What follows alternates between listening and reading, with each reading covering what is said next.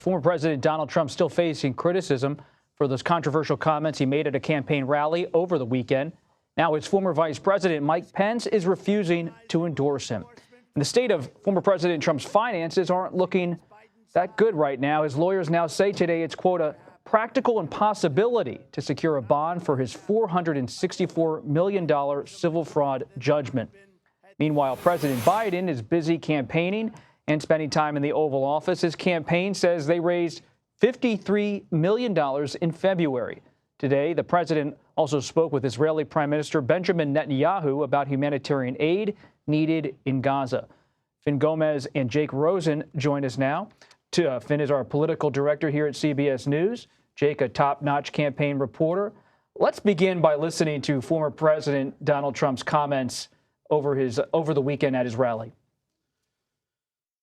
Let me tell you something to China. If you're listening, President Xi, and you and I are friends, but he understands the way I deal, those big monster car manufacturing plants that you're building in Mexico right now, and you think you're going to get that, you're going to not hire Americans, and you're going to sell the cars to us. Now, we're going to put a 100% tariff on every single car that comes across the line, and you're not going to be able to sell those cars. If I get elected, now, if I don't get elected, it's going to be a bloodbath for the whole, that's going to be the least of it. It's going to be a bloodbath for the country. That'll be the least of it.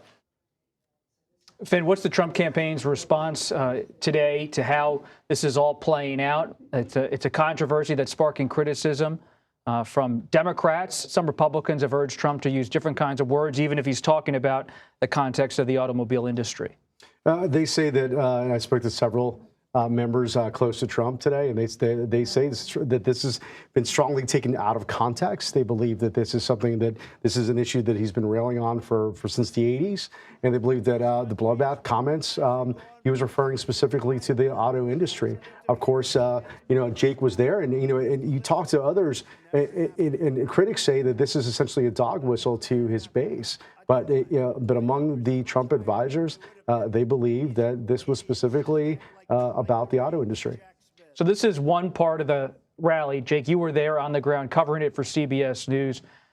Put aside the controversy over this specific passage of the speech. What exactly is Trump doing right now as the general election campaign ramps up to stoke his base, to maybe underscore certain grievances? What's the read from digesting it all from the site? Well, I think the big thing, Bob, is what he did at the beginning of the rally on Saturday. And it was saluting to the Justice for All song, which is a song that features Donald Trump and also some of the January 6th defendants held in the D.C. jail.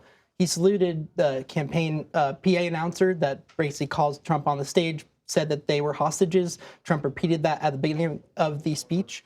And he also saluted as a video played showing the violence and destruction on that day of police officers being injured. And I think that's a really important thing when we consider the kind of 3,000-foot view here of Trump's Trump's claims on Saturday and Trump's comments about bloodshed and bloodbath. I just think that's a really important thing to remember going into his grievances on 2020 and how he repeated, that the election was rigged even just a couple minutes ago on a radio show interview. But he did admit Saturday that he did lose the election, but that grievance is 100% still there. I mean, January 6th hovers over this entire campaign for Trump. He is talking about those facing prosecution for the insurrection as hostages, as Jake said. Right. And this position, this framing of everything on January 6th by Trump has led his own vice president, his former VP, Mike Pence, to go on Face the Nation and say he can't endorse Trump this time around. Let's listen to what Pence had to say. I said it during my presidential campaign. The president and I have profound differences. And many people think it's just over January 6th. And frankly, the fact that the president continues to insist that I had the right to overturn the election that day is a fundamental difference.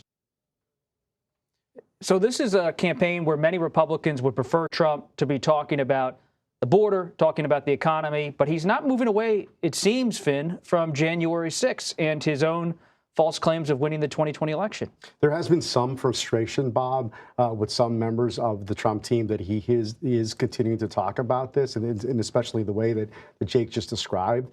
They want him to focus on more, general election issues. They want him to focus, yes, on immigration, yes, on the economy, like he did in Ohio. But they, and by steering in this direction, he's essentially talking to the choir, right? He's already speaking to the base that already agrees with him on this front, and that he needs to expand his perspective now as we are firmly in the general election. Speaking of the word choir, help us understand, as someone who covers the Trump campaign day in, day out, Jake, there's a choir of January 6 people who were involved with the attack on the Capitol in some way who sing. What's actually the backstory for this entire scene at a Trump rally? So the background is that the January 6 defendants who are being held at the D.C. jail, some of them have been adjudicated their cases in the court of law, some of them have not, and they're still there. Most of the people who are there, by my understanding, is people who were there for violent actions. These were not just people who strolled into the Capitol that day and were brought in by the crowd, basically. They have been singing. There were protests almost every night, as our colleague Scott McFarlane has reported on every night, with whether it's Ashley Babbitt's mother or other big players in that day going to the jail to basically show their support. And every day at a certain hour, they would do the Pledge of Allegiance, the national anthem, things like that. And basically, this is a recording that they had of them. And the Trump campaign allowed Trump to clearly participate in this. They encourage it. They play it at rallies, almost every rally now. But it's a mesh of Trump saying the Pledge of Allegiance and these defendants singing the Star-Spangled Banner as kind of a rallying cry for not just January 6th in itself, but just the last 3 years of saying that these, quote, unbelievable patriots, as Trump said Saturday, are being wrongfully, detained as hostages. Stunning scene.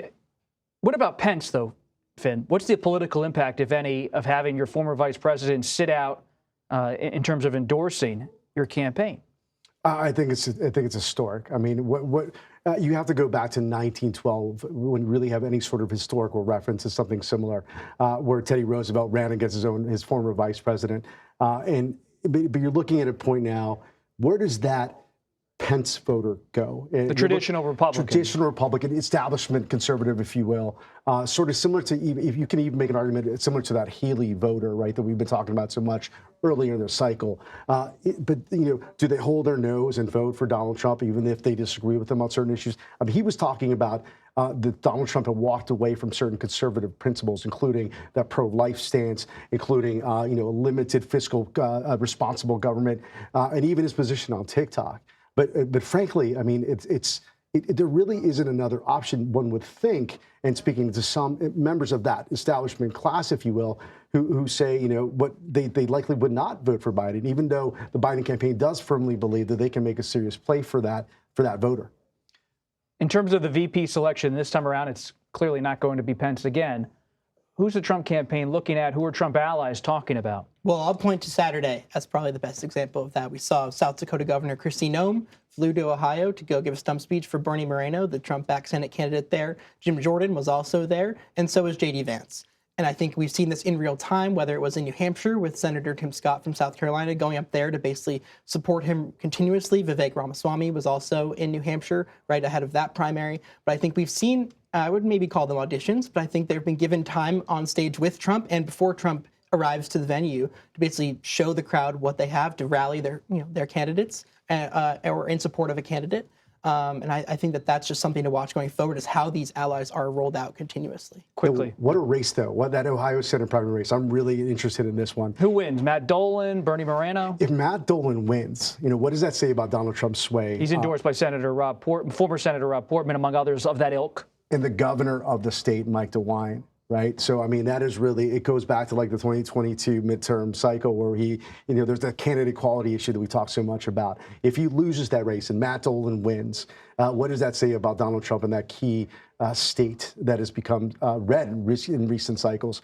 I really think there's a lot of interest in that outcome. And I'm one who's going to be watching intently tomorrow night. Jake Rosen, Gómez, we really appreciate you stopping by. Thank you. Thanks, Bob.